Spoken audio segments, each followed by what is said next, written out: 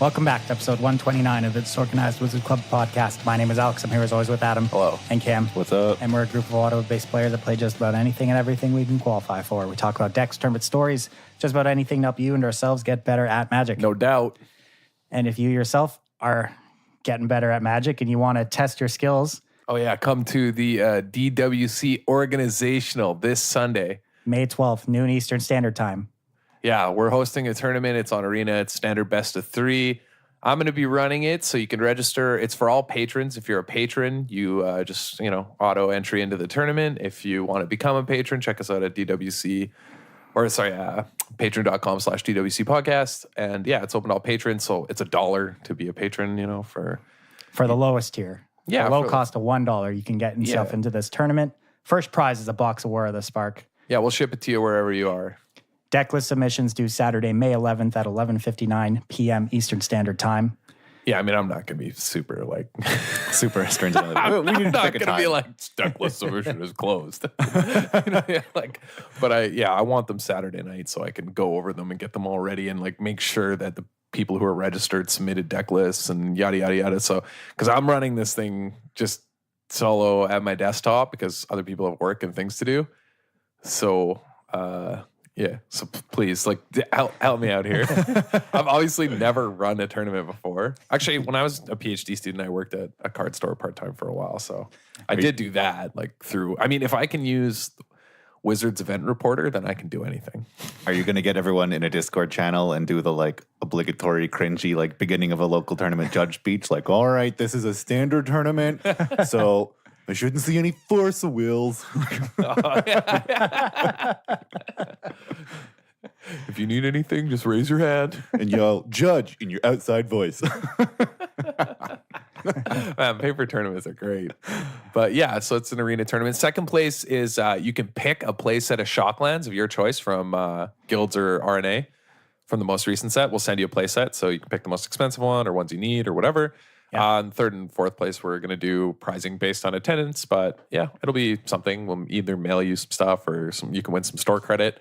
It's looking like it's not going to be a massive event, probably around 20 players. So that's pretty good odds to win some sweet prizes. Yeah, it's actually insane prize payout for a dollar entry tournament, essentially. Yeah, so if you want to find out more about this, you can check us out on Facebook at the Disorganized Wizard Club Podcast or on our Twitter page at DWC Podcast 1. It has links to the tournament site where you can find all the info you'll need and also sign up. Yeah, so you just register on Smash GG and then send me your deck list and I'll just verify that you're actually registered as a patron and all that. But yeah, hopefully I think more people sign up in the next couple days. It's just not like there's a rush. But I've never been to a Magic tournament that didn't have the majority of people sign up within half an hour before. Yeah, that's what I'm very much expecting. Everybody just saw I'm actually expecting some people on 10 to noon on Sunday ask me if they can register. You know what I mean? Yeah, and we'll let them. Don't say that because then now everyone will do that. No, we won't let them. Yeah, exactly. Cut off is midnight. I'm just making sure people have deck lists in and they're, not changing decks based on what they know other people are playing, yada, yada. Yep. But I'll be there running tournament. It should be super fun. I'm stoked and it's a good way for people to practice, and play against think of it as the competitive metagame challenge, all the decks we've been talking about. Some of the decks actually we're going to end up talking about today and what we think is going on in standard and what you should be working on towards. But yeah, it's going to be a fun little tournament to run and a great opportunity to test out some competitive Magic from the comfort of your own home for some actual stakes. Win a box of War of the Spark. Check it out, patreon.com/DWC Podcast. Moving on. We had week 1 of War of the Spark Standard. SCG Richmond won by good old Mono Red. Yeah, a surprise to, I don't know, no one. That week 1 Mono Red does well. This is just sort of the joke, right? That control in Mono Red week 1 is we just kind of figured this would happen. Yeah, it was 3 of the top 4 decks for second and third place. Yeah, a lot of it was just preying on Simic Nexus, which leading up to this tournament was just absolutely everywhere. Yeah, Simic came out in waves for this tournament, and it got beat up on. A lot of people prepared for it in various different ways. Yeah, that makes sense. It feels so miserable to lose to that it's not something you hope to dodge. It's something that you have a plan for. Mm-hmm. Yeah, just Mono Red into Fairy 3s. Time Raveler just everywhere. Mm-hmm. Which is just a lot of hate for Nexus. We did see some more of the Spark cards make it into this mono red list, though. That one for Chandra Fire Artisan taking down this tournament. So this is this point we didn't actually have this card on our top 10 list. I think I kind of wrote it off when I first read it as pretty bad. What do you guys think about Chandra Fire Artisan now that you've kind of seen it in action and played a little bit? Yeah, I similarly initially had it written off until I was playing Mono Red in Arena in the Mono Red mirror, and my opponent played one, and I realized how nuts it was in the mirror that I figured I would try it. And then it ended up being just better than expected in a lot of other matchups. For a card advantage effect, it sort of takes the slot of Experimental Frenzy. But in addition to Experimental Frenzy, its high rolls aren't as high. It's 1 card per turn instead of, maybe 20, depending on how many lands you have. But so its high rolls aren't as high, but its low rolls are definitely not as roll. You never skip your turn with Chandra. If you still have things to do in your hand, you can still do them. And the other part that I found about why she was so good is how punishing she is for your opponent to remove in a lot of scenarios. If she gets contempted or whatever, exiled by whatever effect, it's similar to getting a Frenzy mortified. Mm-hmm. But in the Mono Red mirror where I first saw her, she's just a guaranteed Lava X or more because you have no way other than damage to remove her. And in a lot of matchups, she has to get attacked and yeah. So previously I would have thought that, and well, not previously. I mean, previously Green Red I think had actually a pretty good Mono Red matchup, the Green Red Stompy decks. But I think there's a lot of 4 toughness in those decks. I think with Chandra Fire Artisan, it sort of changes that. Because they're just looking to attack and they just get put in a really weird position. Whereas before, I think, they had a fairly good matchup. Yeah, you're kind of put in this weird spot where you almost just have to completely ignore Chandra. And just face, yeah. Yeah, and just try and kill them before you can -7. Which is an interesting dilemma that we'll talk about later with our topic for today. But I wanted to say, just to clarify too for listeners, by skip your turn, you mean there's lands on top with your Frenzy. Yeah. Because, people might not realize, but because Frenzy on occasion is just if you Frenzy, draw whatever, play a land off the top, and there's a second land, you just have to pass. Yeah, you just skip your turn, yeah. But it puts your opponent in a hard spot because you just want to try and kill them before Chandra can accrue too much advantage. But an extra card per turn is a lot. Mm-hmm. That's the kind of resources that Mono Red needs to deal with 4 toughness creatures. And suddenly they can kill your board. They have the cards to do that. And then you can't really pressure face. Yeah, she's been really good. But yeah, so these 3 mono red decks in the top 4 here, their main decks are all actually different. With the first place deck playing 4 Chandras, second place deck playing 1 less land and 3 risk factors and more Wizard's Lightning, and then the third place deck playing Experimental Frenzy instead of risk factors. So where do you think you go from here as a mono red player? Which list do you think is best set up main deck wise? I think you probably just play Chandra. Yeah, I'd go the Chandra route. I've never been a big fan of Risk Factor. Even when it does well, I don't know, I don't like it. Mm-hmm. I just think Experimental Frenzy sucks. Yeah, we were talking about this a bit in the pre-show, but there's a lot of just more incidental answers to it running around now. It already, I think, was kind of medium before against Esper when they, played a bunch of Mortifies. And then now they played Teferi Time Raveler, and it's just so miserable. Mm-hmm. And they can just bounce it. On turn 6, they can just bounce it and then hold up Absorb. And so you tap out and they just absorb it. You know what I mean? And if you're going to say, oh, well, they have 6 land too, it's well, then you lost because your mono red was 6 land. So the game's already over. You know what I mean? It's just, it's just so awkward. Mm-hmm. There's so much, and there's so many people playing Teferi. And Teferi. And in addition, because of cards like Teferi and other things, Bant decks have started to show up. And Night of Autumn is more popular now. Yeah, that's another reason. There's actually quite a lot of Night of Autumns floating around. Yeah. A lot. But Night of Autumn suffers from the previous problem of it's just a creature. It has to attack Chandra and you get to dome them. Yeah, exactly. I think Risk Factor is better than Experimental Frenzy. The other thing is Experimental Frenzy is not that good against Nexus either. I don't think you want to give them that much time. And if you just end up with 2 Nexus, you know what I mean? Whereas Risk Factor, at least pretty good against them. Deals 4. Chandra kind of sucks against them, obviously. Yeah. But Chandra and Frenzy are both a bit slow against that deck. It's such a good matchup for you. I don't think you really care. But yeah, Risk Factor doesn't suffer from the problem that I don't like, which is that card never bailed anybody out of any bad situation. It's like very oppressive to play against when you're behind, or like when mono red has a good start, you're low on life, which is a big resource against them. But if mono red's start goes a bit bad, then risk factor is not going to save them. But that never happens against Nexus because your start's always nuts. Yeah. When you were talking about War of the Spark cards that made an impact, I didn't think you were going to talk about Chandra. I thought you were going to talk about the God card that's in everyone's sideboard. I'm getting to that. That's my next point. I wanted to move on to the sideboards here because there's a lot of most of these sideboards have very similar cards. They all have, the 4 lava coils. They all have a risk factor anywhere from 1 to 3. They all have Rekindling Phoenix, 2 copies. And they all have your boy, Tybalt, Rakish Instigator. Yeah, I mean, this basically just the enchantment is why you want it, right? Like, that's why you're in for this. Like, your opponents can't gain life is like really why you're willing. I mean, 3 mana for 2 Foot Fleet, or what are they called? Footlight Fiends. Footlight Fiends, yeah, 2 Footlight Fiends, and then an enchantment that sticks around that your opponents can't gain life. That's like pretty insane. Mm-hmm. Considering the sideboard plan of like most control decks. They bring in like an Enter the God Eternals or maybe some Basilica Bellhaunts, right? It just sort of shuts them down. So Fona, out of Edgar's deck, like he's playing Fona in the sideboard and Esper control. And so, Lyra's like, there are reasons. Yeah, I mean, I think you might even bring it in against Band the more I think about it, just because Crisis can't gain life. Like, it does a lot. It also plays pretty well against the Explore package in that, like, the Wild Growth Walkers, they get huge, but they are not getting the life off those triggers. And if an Explorer creature ever low rolls, like, you get to chump with your Devil against the massive Wild Growth Walker and kill their other creatures. So, like...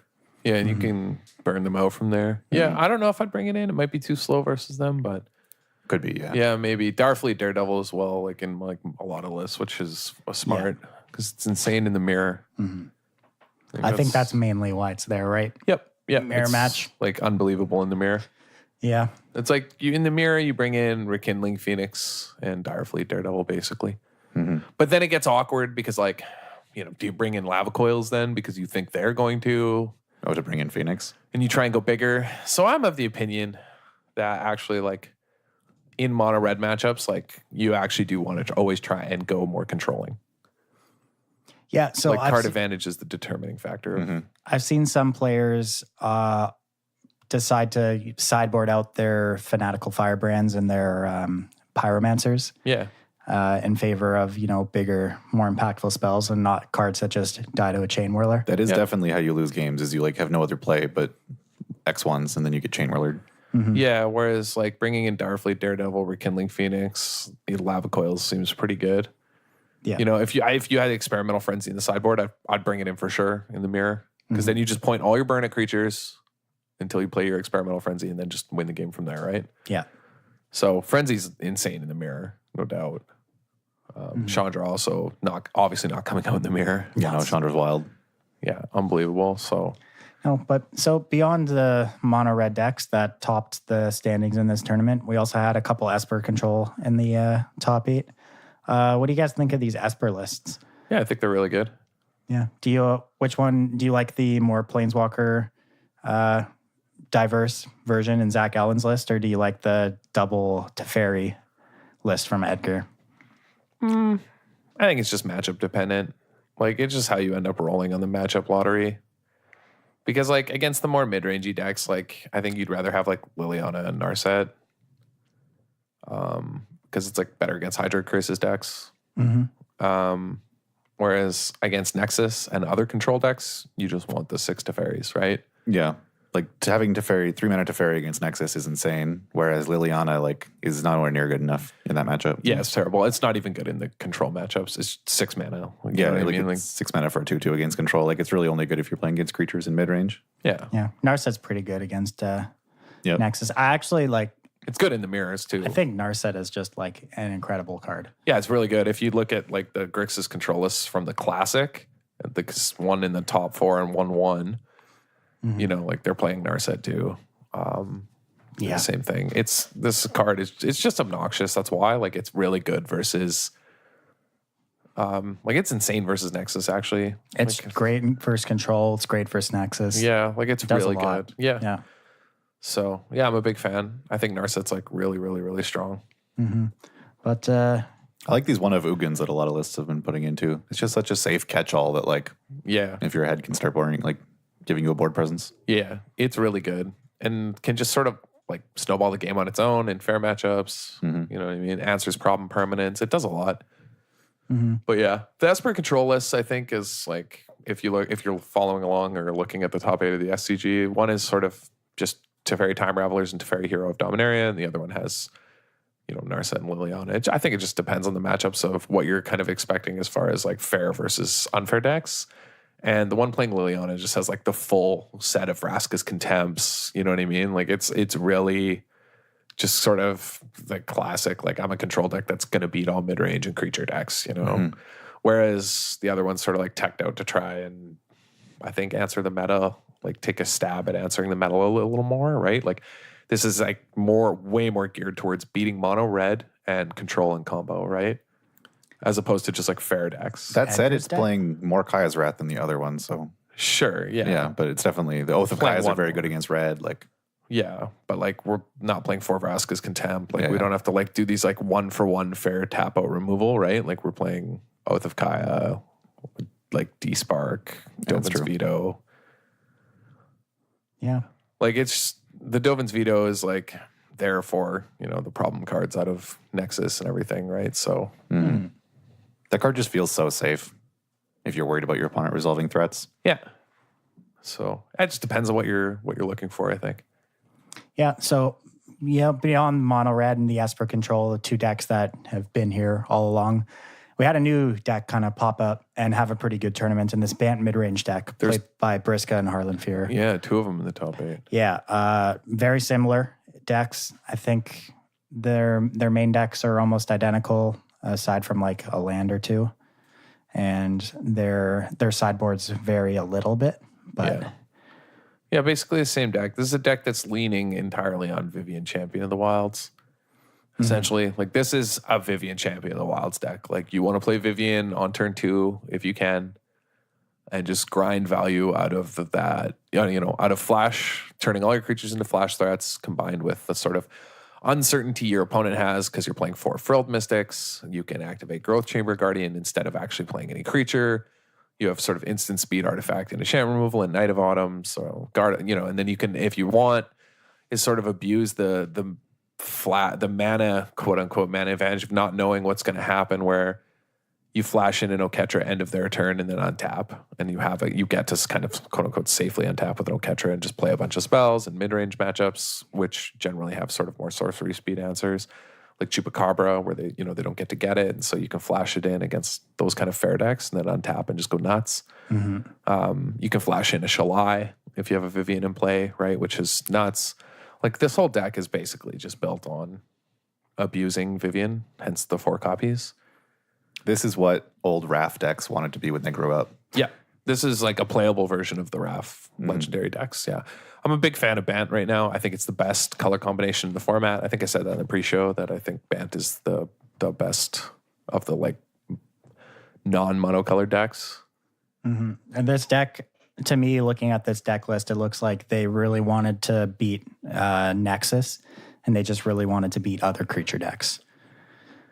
Yeah, I mean the sideboard's a little iffy considering if you're expecting so much mono red. There's some sort of cards I think that should have been here that aren't. Yeah, I don't think this deck as it stands is very well suited to beat mono red. I think they came in to be Nexus like you said, and they just didn't really because they have Dovin's Veto, Disdainful Stroke in the sideboard. They also have Time Raveler main, which to me is like the big draw of playing Bant, is being able to against control decks on the play just go like, shock myself, play an elf, turn 2 Time Raveler, plus it your turn. Frilled Mystic is a beating for Nexus as well. Yeah, it's really good, especially if you're playing 8 dorks. I think if you're not playing 4 Llanowar Elves and 4 Incubation Druids, it's bad because on the draw, if you just like don't have a dork, they're going to grow Spiral and Cat. You know what I mean? You're just going to lose every time to Wilderness Reclamation, and it's going to be way too slow if you miss land drops.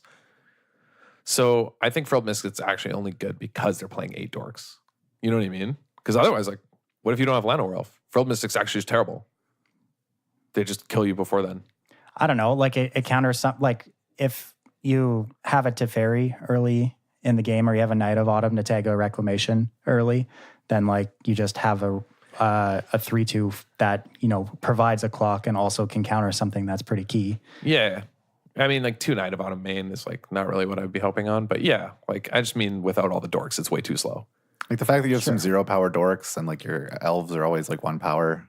And if you have to blow up an enchantment, your Knight of Autumn's only 2. Like you can't actually, it doesn't seem like you can put together enough of a clock that like Frilled Mysticking a Root Snare is enough. Yeah. Whereas like Teferi, those lights out. So if your like backup plan is to Frilled Mystic their interaction with your Teferi, their Callous Dismissal or the Digma 4 or whatever, then it's good. Yeah, that's what I mean. Yeah. But like otherwise, like if they're just gonna race you, like if they nut draw you, you're just like dead anyway. Well, yeah, I mean if Like, they nut draw you, because- you have no way to. Because Frilled Mystics like can be too slow. That's why I'm like Sure, not yeah. normally a fan of it. Like I'm just saying for listeners, like if you're listening, do not cut like the 4 incubation druids. Otherwise, this Yeah. deck is horrendous. Yeah, I agree. Because like you can't function without 8 mana dorks. Like it's actually not possible. That's why it doesn't get to play anything like Prison Realm, which I think is an amazing card, but you just can't. Like you can't take that risk because you need a high creature count for Vivian, and you need 8 dorks. So then you also need threats, and you're also playing God Eternal Ketra, so you just need mono creatures. So it's like doesn't get to play sort of just main deck removal for things besides Deputy of Detention, which is like pretty medium. Yeah, I don't even think it's like very good. You really can't undersell how good the mana dorks are in this deck because you have so many mana sinks beyond just casting your massive dudes. Like you have Shalai, you have your Hydroid Krasis, you have your Growth Chamber Guardians. Like there's a lot of stuff to do with your mana besides just casting your creatures. Right? Yeah, exactly. It's like I've just saying because I've seen a lot of lists that just play 4 Llanowar Elves. Like that's actually quite common in the early iterations. Yeah, some of the 5.0 lists, for example, from like Moto, right? Like, Yeah. they didn't play the 4 incubation druids, and I think that's like basically the defining feature of this deck. The sideboard, I would like if you're interested in playing this deck, I would really consider playing some more mono red hate. Like I feel like 2 Lyra and 3 Baffling End isn't enough. So where would you go if you want to be a little? You're playing. Let's say you're playing standard this weekend, and you're bringing Bant to the table. What are you going to do to prepare for mono red? Put Shield Mirror in my sideboard probably. Hell yeah. Like I don't know, 2 Knight of Autumn in the sideboard might be enough, but like the problem with Knight of Autumn is if you gain 4 life, it actually kind of sucks. Like it's just a 2/1 and it just dies to like everything in their deck, and it's only a 4/3 with counters. Whereas Shield Mirror like gains 3 on the way in, and then if they target it, you know what I mean? And it as a 2/3, it blocks Vishino Pyromancer. Like I think it's better against mono red. I don't know, but I would also consider playing 4 Knight of Autumn main. So because I think it's just so good right now. Like Knight of Autumn is like just so well positioned, right? There's so many Azcantas around. There's so many search for Azcantas. It hits Experimental Frenzy. Like sometimes gaining life is fine. Like I don't know. It's really good. So yeah, I don't know. I don't know if it's like Shield Mirror is the answer though. Like it seems like not that busted, but it's been really good for me. And it's been better for me than Baffling Ends have been. I have 1 Baffling End in my sideboard. And Baffling End's like fine. But like removal against mono red's like You know what I mean? It's like Yeah. The only creature you really care about is like a Steamkin, probably. yeah, Chain Whirler's a huge beating too, but like Yeah, look at his deck. You can outsize a Chain Whirler pretty easily. Growth Chamber Guardian can get there, and Crisis can get there. Yeah. Ketra and Shalai. But Ketra's a bit slow. Yeah, Catcher's slow. Like Shalai's a good answer. most of your creatures like don't really. Well, yeah, Shalai's good, but you like have a kind of a tough time with that. But I don't know. It's like having just a big body. Like Chain Whirler is a problem because it kills like elves, kills a Knight of Autumn if you used it to gain life. Like Yeah. you can't block with your Deputy, and like you can't really just take the time to adapt a Growth Chamber Guardian against mono red a lot of the time because they'll just develop and kill you. Like it's just not how it lines up. That like Baffling Ends are that good. So yeah, I don't think Baffling Ends like that great. But again, I'm playing Prison Realm main, so it's like a little different for me because like I can actually answer a Steamkin, whereas like they're just dead, right? Yeah, you can't really. You got to like Teferi it out of the game and hope that buys you enough time. Yeah, Teferi Time Raveler is like absolutely busted though. right? Like that card is. I think so. It's really flexible. It's does so everything. obnoxious. Like its plus doesn't do anything in this list, and it's still nuts. yeah, Yeah. I mean, I true. guess post board it could. There's one sorcery, 2 copies of one sorcery post board. yeah. Otherwise, like Huge, massive fan of the time wipe though in the Bant midrange sideboard. That card's insane in this deck. Just like pick up my Crisis or something in Wrath. Yeah. What you can do. Yeah, like that's nuts. Or like pick up my Deputy of Detention in Wrath. It's like, yeah, get your guy back. yeah, kill Wrath it. you. And then just like I still have a Deputy of Detention in hand. Like that's nuts. Yeah. Like Time Wipe is really interesting and has a lot of options. I really like the Dovin's Veto. Being able to play Dovin's Veto in the sideboard of Bant decks, that's really good. Gives you a lot of play. It's really strong. Yeah. I'm really a big fan of the triple Oketra, though. I think it's like the threat this deck needs. Like you said, like this kind of is like your mana sink in some ways, in that if you get to it quickly and then you just play cards and you get 4/4s, like you can always cast it. You know what I mean? Like Yeah, I it's mean, just, you cast that thing on turn 3 and then you're popping off. you just go nuts. And it also turns all your mana dorks into 4/4s later. Like You can pick It's up sort of- your mana dorks with your Teferi.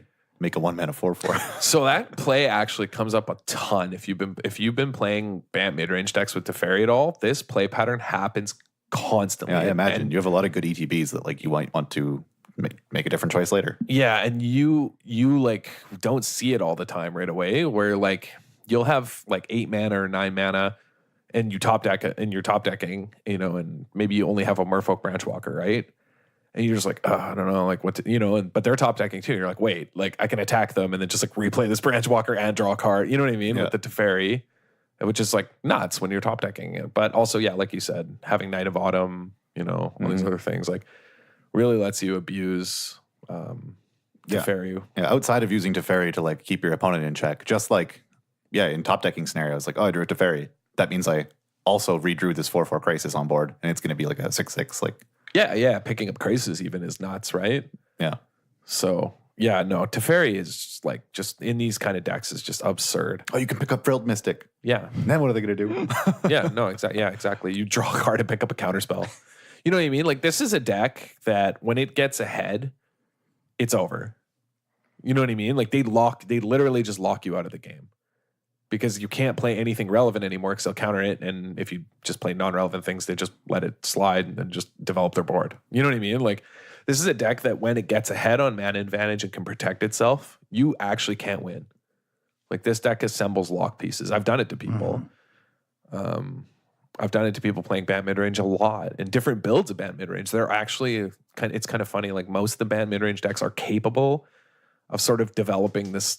Like it's not a complete lock. It's not a permanent lock, but it's a lock of like 2 or 3 turns, which is essentially With the size of creatures you can produce in those 2 or 3 turns, it's enough. it's enough. Like you know what I mean? That people just have no recourse. Like they have not. There's nothing they can play. So it's pretty sweet. It's like a midrange deck that has free wins, which Wow. never happens, right? No. And can protect itself in like these really powerful ways. I'm a huge fan of the Bant decks. I think there's so many different ways you can build them, and they're all good. Like, yeah, big fan of the Bant decks. Didn't win, but I mean, 2 copies for like this new untuned sort of deck in the top 8 is, I think, really impressive. Yeah, I mean, both of them were knocked out by mono red in the corners. So Yeah, and I mean, that's something you can fix. You know what I mean? Like sideboarding for mono, like everyone knows if you want to beat mono red, you can. Right? It's like, there are ways. well, if you really want, you should put 10 cards in your sideboard for it. Yeah, well, generally, this is how, week 1 goes. Mono red wins week 1, then everyone adjusts going forward. And they get then- smashed. Yeah, then that's Like, it. I would not play mono red this weekend. No, people are going to be gunning for you. I'd play Nexus. You would play Nexus. Hell yeah. You think people are going to... It got smashed this weekend. Everyone's gonna be packing red hate. Yeah, exactly. Yeah. No, I don't know. I don't think I actually would, because I think actually what happens is everyone's sideboards just skew to only beating Nexus in mono red. You know what I mean? Like they're just skewed towards that. So maybe that's why this Grixis control list did so well In the classic. in the classic. Possibly. But before we move to that, there was one more deck in this top 8. Yeah, one lone hero on Celestia tokens. Green-white tokens. This guy's top 8 at so many events with this token. Yeah, I know. Zach Keeney. Dude, I got and it drives me nuts because he sets the meta for the playing 3 Legions landing. This is the guy. Oh, that was him. Yeah, he's a monster. I hate him. Whereas I love Harlan Freer, who was playing the Pant Rearrange deck. That guy's my boy. But like, I lost. I got smashed by Celestia tokens, and I just turned to Cam. I think he was like standing beside me watching me play, and I just turned. I was like, "Wait, is this deck nuts? Like, I'm getting hammered." It was just because of Gideon Blackblade. Like, I just got newest edition being Gideon Blackblade in the main deck, and then Is that the only edition? yeah. And Prison Realms in the sideboard. Yeah, in the main nice. deck. Yeah, then Prison Realm, Return to Nature, and one more Gideon in the sideboard. Yeah. Not the flashiest of deck. I got mangled. Like, I never had a chance. They just turn 2 Sapperling Migration, turn 3 Gideon, and I was like, huh.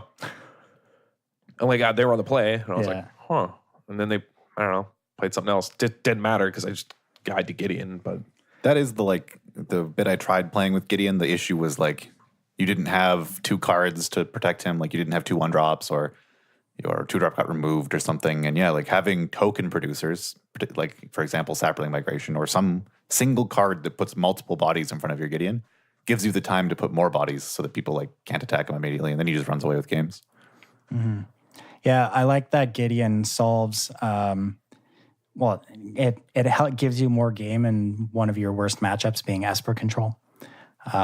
Very difficult card for Esper to deal with. And I played a bunch of green-white tokens before War of the Spark came out, and Esper Control was not easy. oh, It it's was such a bad miserable, man. matchup. They play stupid Cry of the Carnarium, Yeah. Kai. Sometimes they play like 6 Wraths essentially for you. Like, you just can't do anything. Yeah, it's really hard times to beat that deck. But now you have a shot. You've got a Gideon. Yeah, and Gideon also lets this deck beat the mid-range fair decks by just smashing and just excellent. You know, and this is a deck that like doesn't.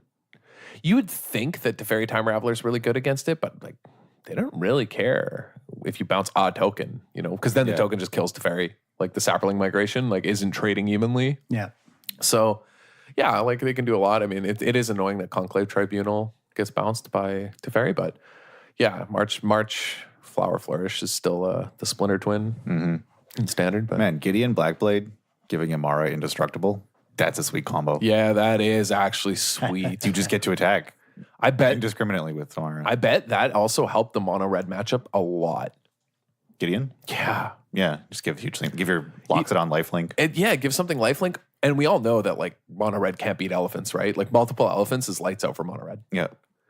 Or aggressive decks in general. But Gideon also just being able to, indestructible Amara, and then you get lifelink tokens. That's that's also nuts. Yeah, Gideon is really flexible. Or like you can just give a night token lifelink on like the turn your history pops and it's attacking for 4. Like a lot of play to it. Yeah, it's really good. So the boogeyman going in this weekend was Simic Nexus. And although it didn't make the top 8, there was 4 copies of the deck in the top 16. And it was the one deck that everyone was gunning for. Looking at the best performing deck, the ninth place deck from this weekend, what do you guys think? I mean, pretty typical. The only thing that's like surprising to me is a Narset main, just a one of, but it's good. Like it seems good in the match, but nothing else unusual. I mean, the guy's playing 3 Search for his Kanta. Yeah, I mean that's unusual. That's unusual. I think it should always be 4, but that's because I very much view the deck as a combo deck. Yeah, I like just the one Callous Dismissal as your win condition. I think that's totally fine. Yeah. Sideboard. Do you guys like a Boreal Grazer? No, the card's horrendous. I think that card is just completely unplayable. I haven't played with it. understand it. I played with bad. it once and then went to sideboard and I was like, well, this is the match I'm supposed to bring it in. And I was like, wow, this card is so bad. I had it in the matchup and just got crushed because I played it. Yeah, it actually just does nothing. I said this from day one. So many people were like talking about it, and I said from day one, it's horrendous. I never had it in it. In any of the lists I shared or posted, did I ever have that dumb card in it? No. Just play real cards. Like it just does nothing. Yeah. It's so bad. Yeah, I don't understand how people got to this card. I guess it's the growth spiral effect that you think you want. But I think people trick themselves into thinking it's good because of that growth spiral effect. yeah, but growth spiral draws a card. Yeah. Yeah. I know. That's insane. No. Arboreal Grazer's terrible. Don't literally just put basic mound in your sideboard. You'll be better off. Yeah, at least it's a land. Yeah. I can cast spells. It's really bad. Yeah. Because growth spiral But can otherwise- function as ramp whereas Arboreal Grazer never can. It can give you velocity, but like I think the true definition of a ramp card is that it pulls lands out of your deck faster, not just onto the battlefield faster. Yeah. And so like you still have to spend time naturally drawing lands for Arboreal Grazer to do anything, which like Growth Spiral can help pull lands out of your deck. So it's like actually a somewhat ramp card. Mm-hmm. And if you look at the top 8 from the Classic from this weekend, you get kind of a completely different look at the metagame. Wow, there's some weird ones in here. You've got Grixis Control, you got Bant Nexus, you got Azorius Aggro. It's just the white splashing blue, right? Yeah. Mardu Judith, Blue-Black Control, Naya Feather. Yeah. There's a lot of crazy stuff going on in this top 8. But, I mean, I think that just kind of speaks to... Click that 12th place Celestial Angels deck. What's in this bad boy? Oh, hype. It looks like just green-white, mid-range. With some angels in it. Yeah. Explore package. Green-white garbage with 2 Assures. I love it, dude. Green-white trade binder. This is awesome. Man, I never thought of that. I'm sure someone had. This guy did. But yeah, Wild Growth Walker, Jade Light triggers Resplendent Angel. Yeah. Yes, it does. Wow. That's like a build your own Oketra. Just make a 4/4. That is a combo. Yeah, this is just an Oketra deck. I think Oketra is a card we're going to see going forward quite a bit. Even on the deck dump, like I had decks that I didn't think were good, but were like just thought experiments around Oketra because I think Oketra is so busted. But yeah, and then there's I don't know why they call it Mardu Judith, the Aristocrats deck. Because it's Mardu and it's got Judas in it. Yeah. It's just an Aristocrats deck. This is like, this deck's all over the place on Arena if you play Arena a lot. Yeah, this deck is everywhere on Arena. I would like this version or black-white versions were sort of the initial thing. Yeah. So a lot of it, I think, why this deck is good is actually Sorin. Sorin is nuts, and I'm surprised they're only playing 2. Yeah, Sorin is obscene in this deck. I think they should play 3. Because you're a creature combo deck, just as Tameo is nuts in Nexus, because if your combo gets interacted with, she pulls the pieces out of the graveyard to reassemble it. Sorin does the same thing here, because you're just assembling creatures. So like it's weird that there's only 2. Yeah. Grim Initiate was surprising, actually. I thought it was just unplayable, and it actually was like really annoying for me to deal with a few times in some weird matchups. I guess it's just extra copies of, or they're not playing. It's just extra bodies. Like that's what it was. Like Haunted it was. Witness? No, Weird. I think they wanted the first strike because it's better than like against the mono red decks. That makes sense. But yeah, Heartfire like really, really, really good in this deck. Really, really good. Yeah. Yeah, I could see that. Yeah, I got by the one of heroic enforcements on Arena like pretty bad. Like one time I was like, I'm safe. There's no way he can kill me here. And then he just like went like footlight minus Sorin, like brought back Judith, like, and then cast heroic like when he had six mana. And I was like, oh boy, somebody call the cops. This guy just did me dirty. Like I was at like 15 and then I was like, I have blocks and everything. And I was like, oh wait, I'm just like beyond dead. Just so dead. Yeah, even if you block, like the death triggers get in. Yeah, with full blocks, it doesn't matter. I'm so dead. And they had like a cruel celebrant. So like just in blocking, I took like lethal. You know what I mean? It's just, yeah, it was nuts. And then Heartfire does a lot of work. Like this deck's actually, I think, like so close. I feel like the Aristocrats deck is a deck that what's the next set? We don't even know what it's called, right? We don't. Yeah, we don't know what it's named yet. Core set? No, actually. Yeah, I think it's Core 2020, isn't it? Is it? Yeah, I think I don't know. Maybe. Core set's next. This is like a deck that like there's a high chance that come full standard, it finally has all the pieces. Because Aristocrats, ever since the printing of Judith, was a deck that people were trying to make happen. This is full standard, isn't it? It's rotation in September. Core set in the summer? Didn't the summer set just come out? I thought the next set was in September. Or am I insane? I don't know. Core set's always in the summer. Yeah. Oh, okay. It's usually, core set's usually like August, right? Yeah. We're not at full standard yet. Yeah. Fair enough. It's big, but it's not full yet. But yeah. I also lost playing Explore deck because it's stupid to call the honor guard out of the sideboard of this deck. Just didn't think about it. Yeah. When I first played against it and they just played it and I was like, My hand was just like, Oh. double Explore creature and a Wild Growth Walker. I was like, yeah, easy. I was like, man, easy. This guy's dead. And then they just play the honor guard and I was like, and you're just like, man, all these 2-1s do nothing. I was like, well, these Footlight Fiends looking pretty good against me. Jeez. Yeah, I got smushed. Yeah. I think this deck like has some pretty bad matchups otherwise, but I don't know. It's close. Like, yeah. So when I feel like this is a deck that, yeah, like I said, when it gets, there's a chance I feel like it's missing just like one more enabler. You know what I mean? Like one other creature that cares about like one more Cruel Celebrant style or like tokens deck or like a Blasphemous Act. I mean, a Blasphemous Act would be just like lights out, right? Like some sort of way to like have a combo in it. You know what I mean? Like a finish or like a free win, which it doesn't have. This one's still pretty low to the ground, but like I've seen versions of this archetype experimenting with Bontu for like that, the board stalls out and you don't quite have good attacks. So you just draw a bunch of cards and like get a bunch of death triggers. Yeah, that's pretty good. And so like, yeah, there's room there to explore as well. Yeah, I feel like it's just missing like a piece or two, and it might get it, it might not, but this is a deck I would look out for in the future because I think there's a lot there. Yeah. Was there anything else in this top 8 that jumped out to you guys? This guy playing 4 Narset though, what a boss. And this blue-black control. Yeah, blue-black control. Yeah, this looks good. I mean, I think this deck is just out here trying to smash creature decks. Like if you're playing creatures who are trying to enter the God Eternals on you, And Tyrant Scorn is like really good. Also, I saw some bug Krasis like mid-range decks playing Tyrant Scorn, which I didn't realize it's like actually better than Cast Down. Think so? Yeah, because it's not dead game 1 against control. You can use it to pick up your guys. Yeah. Yeah, I could see that. I mean, just factually better versus control. Yeah. That's cool. Yeah. So it's pretty good. Like Tyrant Scorn pretty flexible for like the mid-range decks. I think it's pretty strong. It's like a card I would consider playing over Cast Down. Because like what are you cast downing that costs more than 3? That you're not just contempting or you know what I mean? Chupacabring. And especially with decks playing like an Ugin or like Liliana's to hit other things now, like you have ways to answer big things like that you can. Yeah, exactly. Tyrant Scorn doesn't hit it.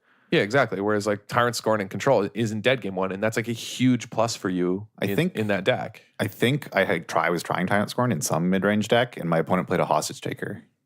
And then I like had to bounce it. And then they played it the next turn. I didn't have a removal spell, and then I switched back to Cast Downs, but that was just a knee-jerk reaction. Yeah. Yeah, that seems like kind of... Yeah. That's like a fringe case, yeah. Yeah. But like you could also use it to pick up your Hostage Takers. True. Right? Like there's a lot going on with it. It's actually really like flexible card. Like the Esper Hero deck, right? Like it's so good there. Mm-hmm. Like an Esper Hero, you just use it to pick up your hero. Like against control decks, which is just absurd. Yeah. Like if someone tries to spot removal you, like or against mono red, like. Yeah, so to wrap this standard discussion up, if you guys had to play this weekend, where are we at? I have no idea. I'm playing a band deck, like 100% locked to playing a band deck. Like I'm just a little nervous, like about playing Nexus, unless the only version of Nexus I'd play is the version Cam posted on the deck dump, the Bant version that has Teferi Time Raveler, because that card lets you beat other Nexus decks and control decks. You know what I mean? Mm-hmm. I think it's like just has more game against your bad matchups, and it has Teferi 5 main. And so with that, you can bounce, their Time Raveler. You just have more answers to problems. You don't have as much sort of interaction, blink of the eyes or whatever, but you just have answers to more problem things, which it appears we're at the point that everyone's trying to do, right? Everyone's playing like Narsets and like other things. So yeah, I think it's probably pretty strong. I would consider playing that version over just blue-green, but I would probably just play a band deck generally because I'd want to be proactive, play creatures. Yeah, as fast as I said I don't know, on like immediate follow-up thought, just play something with the Explore package. Not sure if that's like, if I just want to have fun and play a Bola Citadel deck or like, some Bant mid-range deck with that. Like it just gives you so much. It does everything in so many matchups. Yeah. So like in the pre-show, right, we talked about how like their deck lists were so much different than mine because I wasn't playing like the Vivian version of Bants. Talking about the Bant mid-range decks again. You were saying that you weren't playing like Growth Chamber Guardian. You had the Explore package. Yeah, I was playing the Explore package because of mono red, right? And it just, I just don't think that the Frilled Mystic version has a good mono red matchup. No, I Like don't they think saw it it on was camera. They just got crushed. Like, and multiple times on day one, there was someone else playing it, right? Too, and against Ben Stark, he just got smashed. Like, yeah, he even got something with Frilled Mystic. Just didn't matter, you know? Like, I just don't think it's enough. Whereas Explore Package, you know, you can sort of wait with Bant midrange decks till turn 4. Like, you have enough time. You can just like play something on 2, play Teferi, bounce something, buy enough time so that like your Wild Growth Walker doesn't automatically die. You don't play it on turn 2. You just like turn when they tap out, and then you turn 4, you know, Wild Growth Walker, Branch Walker. The game's over. So Fairy 3, like, yeah, encouraging your opponent to replay whatever you bounced so that they don't have interaction up for the turn 4 Wild Growth plus Morphogue is actually really nice. yeah, I've been doing that to people all week. Yeah. That's why I posted in like this group chat we have. I posted about how I'd been playing this bad mid-range deck. And then later Ron asked a question about it, and he said, yeah, not that I know, I haven't lost with it yet. Like, he hasn't the only thing is I added a Clear the Mind to the sideboard, which is super weird. Yeah, because Ron was asking how to sideboard, his complaint being that like he was getting no feedback from his games about which sideboarding decisions were good or bad because he just kept winning all of them. Yeah. And so he's asking me to like give him a sideboard guide because he didn't know. He just kept winning without having to think. Because the deck's really good. But yeah, I added to Clear the Mind of the sideboard, which is super weird. But I found that so in the fair matchups, because you're playing so many Tamios and like Hydra Crisis, you actually mill yourself. Like, that's how I lost. Like, my only 2 mid-range mirror match losses, like against Bug Crisis and against something else, was I decked myself. Just like upping Tamios and like minusing and like getting stuff back and like replaying Hydra Crisis, and then they'd kill it. And like, Yeah, that's not super surprising considering that like Tamio's one of her appeals in Nexus is like how fast she gets rid of your library. yeah. So Because they can't deck themselves, so you never think about it. yeah, exactly. Yeah. And then I was like, wait, I have 4 cards left. And it happened multiple times. And I was like, all right, that's it. Like because in the mid-range mirrors, I can't lose with the version I have. Like, it has too much sort of like late game engine power. Like, it's got way too much. Just has so many planeswalkers. Like, I'm playing Teferi, Vivian, Tamio, and Teferi 5. So like eventually you just get to a point where you're just activating. Which Vivian? Vivian 5. Okay. Just one of in the main and one Teferi in the main. And both just to answer like weird permanents. And also for post board for Teferi makes my counter magic better. But yeah. I would just run out of like cards from all these planes, so activating them and just playing so much stuff and looping, and they'd kill it because they have Chupacabras, and then find finality back or find finality in my board, yada yada. And I'm like, all right, that's it. And I just put a Clear the Mind in the sideboard. But maybe I should add No Catcher to that deck. I don't have a No Catcher, and I really maybe I should. So I'm gonna experiment with that too. I'll post the sort of different band decks because that's all I've been playing all week, or just different variations on band creature decks. So I'll post a bunch in the Discord, in the deck lists Discord, so people can have a look at them, and I'll kind of sort of give feedback about what I think is going on. But I've spent, man, like I've played hundreds of games this week. That's all I've been doing this week is just playing Magic. And so I've played hundreds of matches of just band decks with different sideboards, different game plans, different strategies. So like I can talk about band decks for days. So again, I'm not saying I think band is the best, but I played this weekend because obviously what I just said, like just my familiarity with the matchups and how I sideboard, what I think is good. Well, you've convinced me. I just think the that's deck what has so much game. Like you can beat Mono Red, you can beat Nexus. Like Grixis controls really hard. Like I will admit that matchup sucks. For some reason, the Esper deck is not a big deal. Like I don't think I've lost to it. Because you just need a Planeswalker against them, and it's almost like too much for them. Because they're put in a spot where like, if they Kaya's Wrath, you resolve a Vivian or a Tamio, and then like that's, you know what I mean? And then what? Yeah, and then they're just like, they're done. Yeah. Whereas like the Grixis decks just like don't really care about that kind of stuff. I don't know. It's like, I don't know how, but I just keep losing to them. As much as Adam's been experimenting with band decks, I haven't been playing and experimenting as much, but I was thinking about Kiora. Because I noticed that, so in the deck dump, Adam posted a rug pod list, and it's got 3 Vivian Champion of the Wilds.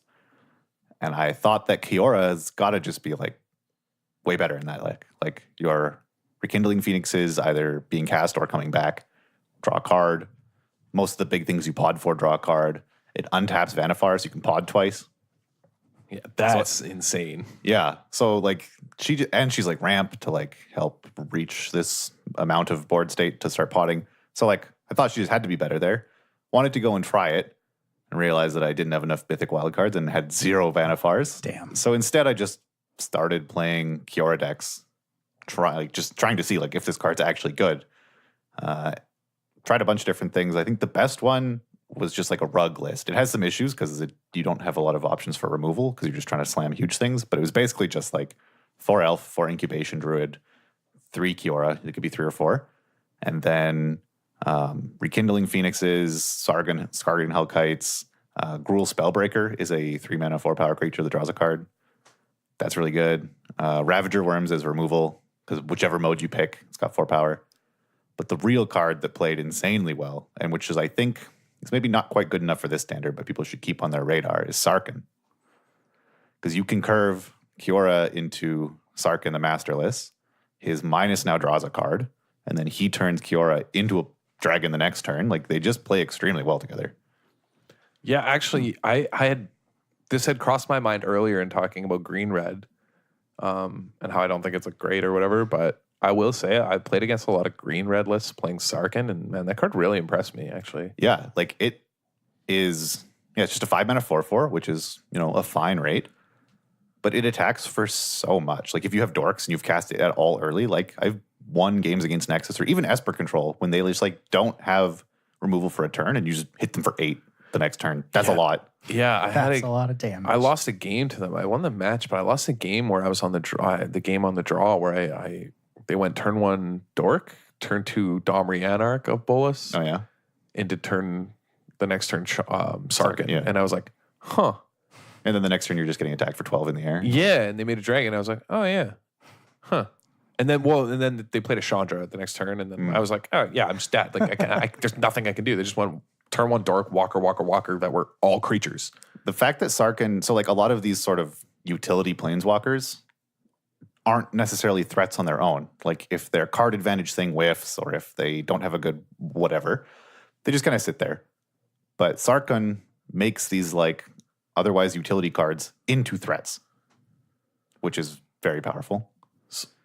So as much as I complained about the sealed format because of these walkers, I think that their design for standards is actually incredible. Yeah, they've been a ton of fun. I think that exactly the reason you just said, that they sort of on their own, they don't just win, except for Bolas Dragon God, which is fine. It should. Yeah. So the casting cost is miserable. It's difficult. And it's like the marquee card. Okay, sure. Make the one awkward mana costing mythic, the most busted planeswalker, but the rest are all like fair, and you know what I mean? Like they're all like, yeah, to very time ravelers obnoxious. But it's not like there are decks you can choose to play that just don't care. Like they just do not care about that card at all. Yeah. Like it's still a good card. Same with like, Tameo. It's an insane card, but it's not, not the end of the world. Like, and I like that. Like, I think that the static ability thing on Planeswalkers is like one of the best designed things they've done in years. Yeah. So I was trying out these Kiora decks and like thought that, maybe it seemed cute, maybe it was good. And then what really convinced me that this could be something is I like got 1-for-1 what I thought was out of the game by an Esper deck. They had like 3 cards in hand. And then I drew and resolved a Kiora and just passed. And over the next 2 turns, they had 1 card in hand and I had 4 cards in hand and a huge board because they just didn't have Absorb. And so everything I drew and played cycled.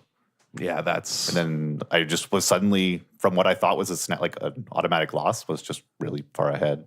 Isn't Kiora coming at 7 too? Yeah. Yeah. It's insane. You can just like dork into turn 2 Kiora and then just go nuts. It's a 7 toughness mana dork that draws cards.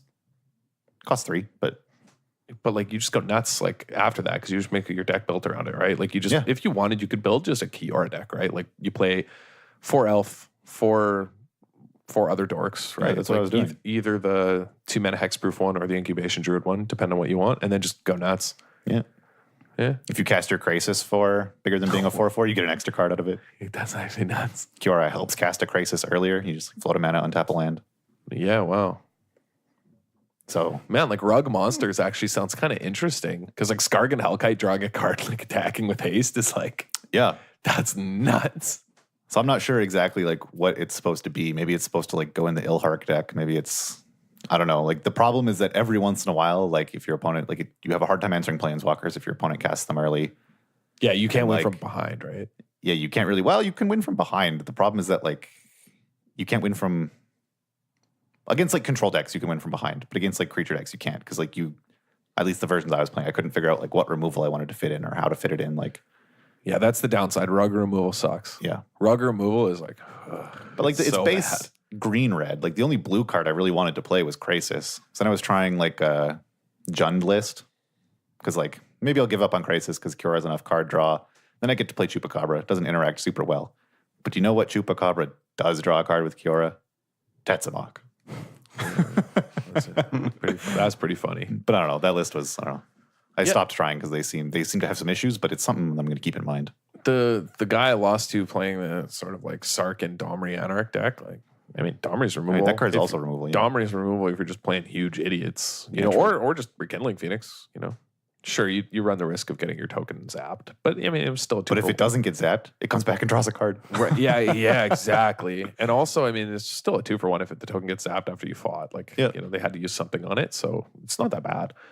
So, I mean, I think that's worth thinking about. So, I think Domri is actually maybe something worth exploring as well in that version, where you have sort of just Domri Kiora. Yeah. So, if you ever have a dork, you always just have like a turn 2 planeswalker. That's true. And they had Domri's ability of like, your creatures can't get countered, guarantees the Kiora will draw cards. And they also make mana. Yeah. Like they both. No, I think there's promise there. I just gave up because I think the last game I played with it, I got smashed by Niv-Mizzet Reborn. Oh, go on. Go on. Well, it just drew them like 4 or 5 cards every time they cast it, and there was 0 chance I was ever killing a 6/6 with this list. So like I just died. I wonder if that person had got my deck list. Yeah, maybe. Maybe my deck list has made it public. My super sweet Niv-Mizzet Reborn deck that I was posting about in that chat. Dude, that deck was fun as hell. Day 9 and Brian Kibler did a thing recently in which Brian Kibler is playing a bunch of Niv-Mizzet decks. So okay. That's I've been watching Ali and Trozy's been brewing. Dude, I was as well. cooking up some barnyards with that deck. Let me tell you, dude, all the barnyard animals just get in the deck. Dude, it's so much fun. Let me tell you what I learned, though. Casualties of War is unbelievable, man. It's so good. Who would have thought? Dude, that card's nuts. Even if it's just like destroy a land and a creature, that's like, I'm already in. You know what I mean? Like, just Stone Rain you and kill your guy. That's like, I'll pay 6 mana for that. No doubt. You should get some memorial tokens to like hand to your opponent with the names of the permanents on it. That'd be really good.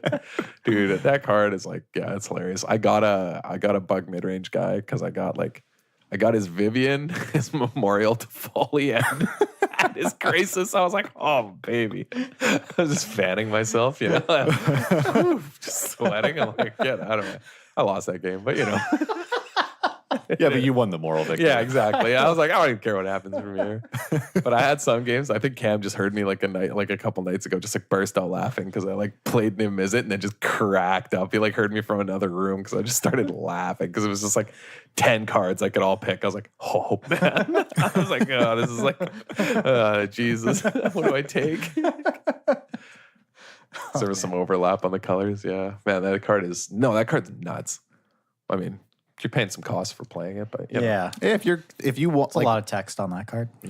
Yeah, but if you think it's fine to like jump through the hoops to cast Dragon God, like is the cost that much more prohibitive? No, not really. Not with the mana we have like right now. It is more prohibitive, but not that much more. Yeah. Not that much, really. Like the mana is so good. Like I've never had a problem. I cast it on turn 5 constantly. And yeah, man, let me tell you, a 5-mana 6/6 flyer that draws 4 or 5 cards is that digs through time for 4 cards. It's like I could have beat the cards from it, but couldn't have also beat the 6/6. Like yeah. No, it is powerful. Maybe there is a good build that isn't just like memey and shitty, you know? Yeah, maybe. I would love to see suggestions. Yeah, please contact us. You know who you have to crowdsource? Who would be perfect at building this deck? The EDH players. I'm skeptic. They're all about like no, because you definitely but you want 2 ofs in this deck a lot of the time, right? Yeah, so you ask them for 50 cards, you ask them for half an EDH. Gonna need your 30 card deck. Yeah. Yeah. So standard is sweet is what we're getting at. Dude, it is. I've had a bunch of sweet games. So much fun right now. Like, it's awesome, man. Like, yeah, people were upset about Nexus, but like, you can beat Nexus. It's not like it's very beatable. Yeah, like, the format right now is amazing. Like, yeah, people can hate Nexus all they want. Like, I was during watching SCG all weekend, right? People are like, Nexus, blah, like complaining in chat. It's like, the game though, like, what they're doing, and they don't have a lot of recourse. Like, they sort of just have to do their thing. And if you disrupt them, they're dead. Like, you can, you know what I mean? So, yeah. I think Nexus being in the format is healthy. Like, I think a combo deck like that's like a threatening combo deck is good. Because it's not that fast. You know what I mean? It's really not that fast of a combo deck. Sure, they can like yeet you on turn 4 if they have like the nut, but like that's very unlikely. But so can mono red, right? Mm-hmm. So, and it's like, it's a combo deck, like you said, that has no backup plan. Like, that's kind of what was obnoxious about Saheeli, in particular 4-color Saheeli, is that like, as you jumped through all these hoops to not get comboed and held up mana, they just played a good curve and attacked you. Yeah. Mm-hmm. Whereas like Nexus ain't doing that. Yeah.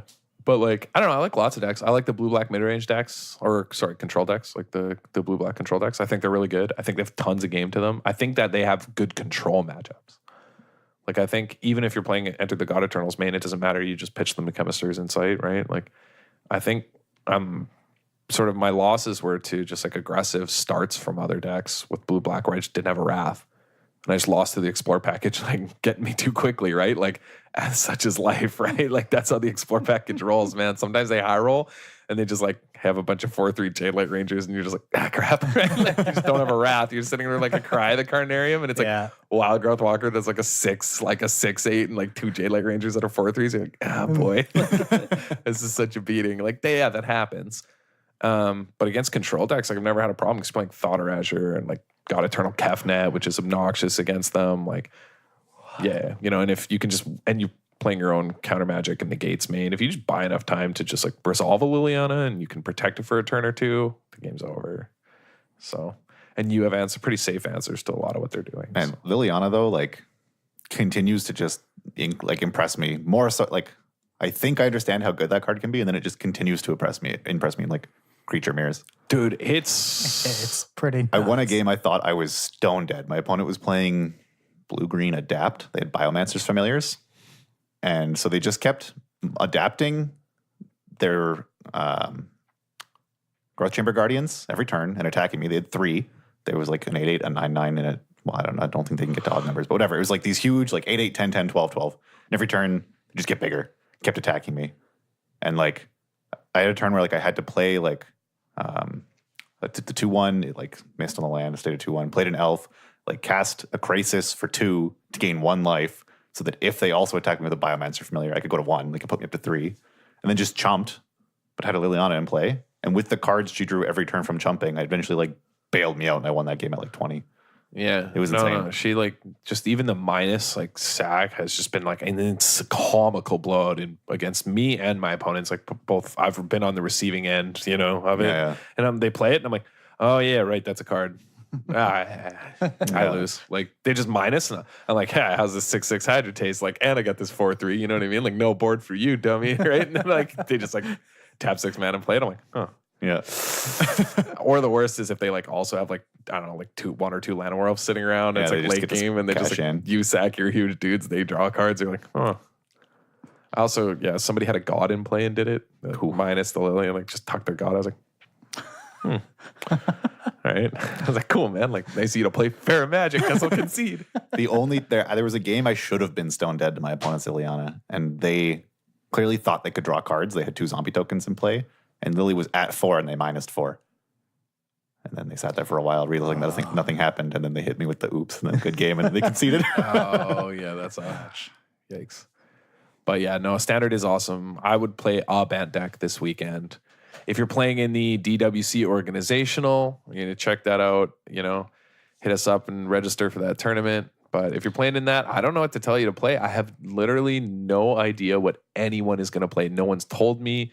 No one's submitted deck lists yet. So, I mean, I actually have no information. So it's not like I could tell you if I even had deck lists, and I won't. But somebody asked, actually, are we going to post the deck lists after? Yeah, we will. We'll post the deck lists from the meta game of the DWC organizational tournament, which is this Sunday. This Sunday, May 12th, noon Eastern Standard Time, standard best of 3 MTG arena tournament for our patrons, patreon.com/DWC Podcast. For the low cost of $1, you could win a box of War of the Spark. Yeah, and always this podcast brought to you by the fine folks at Wizard Tower. Finest folks at wizardtower.com, your source for Magic single needs. Free shipping on singles in Canada for orders over $15. Get at them for new War of the Spark singles. Available now, wizardtower.com. If your deck does well in the DWC organizational, you can hit up Tower for some paper cards and take it to their MCQ. Yeah, their MCQ is coming up in a couple of weekends. It's on Saturday, May 25th at the Nepean Sportsplex here in Ottawa. Yeah, a lot of Magic coming up for the squad. We got I'm not going, but you two are going to SCG Syracuse. Yeah, SCG Syracuse next weekend. Battling some Standard, baby. Yeah. And then you got the MCQ in Montreal this weekend is on Saturday. Yeah, won't be making that one. But I know some people who are going up for it. People are trying to convince me, but I don't know if I want to travel for an MCQ yet. You have to probably get a lot of cards, eh? Plus, I don't want to wake up early. Man, I got to be for Bantac. Yeah, do you have new cards? Oh, yeah, I would just need Tameo and Teferi. I have Tameos. Yeah. And Teferis, I think. Yeah. Maybe, I don't know. They're just rares. It's not hard to get them. Yeah. That's true. I have all the mythics. You know what I mean? Yeah. So, yeah, that's not an issue. Yeah, it's weird to think like, I need cards because I just play Arena where I have everything, you know? Yeah. I haven't bought paper cards in a while. Just dunking drafts into building a Standard collection, dude. Man, I just pop off Unlimited in that on Arena. It's great. Do you see that deck I posted? Double Kaya's Wrath. I had some gold to burn and I was like, yeah, I'll do like an RNA draft and just like first pick like Chillbringer. I was like, that's a good first pick. Yeah, not bad. But like the rare was like garbage. I was like, I'll just take this Chillbringer. Next, like second pick, Kaya's Wrath. I'm like, all right, I'll take this Kaya's Wrath. Third pick, Kaya, like Planeswalker. I was like, all right. Pack 2, just like second or third pick, Kaya's Wrath. I'm like, oh, okay. You know the bot to your right is like, I should have moved in. Yeah, the bot to my right is like, come on, man. Yeah, dude, deck was insane. I killed everybody with Kaya in Limited. It felt really good. All 7 wins, like just 7-0'd, like they didn't lose anything. Just killed every person with Kaya. Dude, it was awesome. Just wrathing. So many people spamming nice when I hit him with the second draft. Like so many people just spamming nice. And I'm like, yeah. It was nice. Yeah, it was nice. You know what they need to add is an emote? Not a word. Just an angry face emoji. Like a... Yeah. Wouldn't that be great? The Milhouse one where he's like, I'm so mad, I think I'm going to explode. Yeah. He just stands there awkwardly and everyone stares at him. That's what they need. We got to add that to the Discord chat, actually, as an emote. That'd be fun. That would be a great emote. Like, yeah, you top deck like your Carnage Tyrant, but you only have 5 lands. Just the next turn they thought erasure angry. you just angry face. Yeah, we'll make it happen. All right. Well, thank you all for joining the club this week. Make sure, as always, to check out wizardtower.com for all your Magic single needs. If you want to get in contact with us, you can find us on Facebook, the Disorganized Wizard Club Podcast, and on Twitter at DWC Podcast 1. And be sure to sign up for the DWC organizational this Sunday, May 12th, noon Eastern Standard Time for all patrons, patreon.com/DWC Podcast. And however you listen to the show, whether it's Podbean, iTunes, any podcast app, leave us a review, rate the podcast, share it with your friends. Everything helps this thing keep growing and bring it to new listeners. Thank you all for listening. We'll catch you all next week. See ya.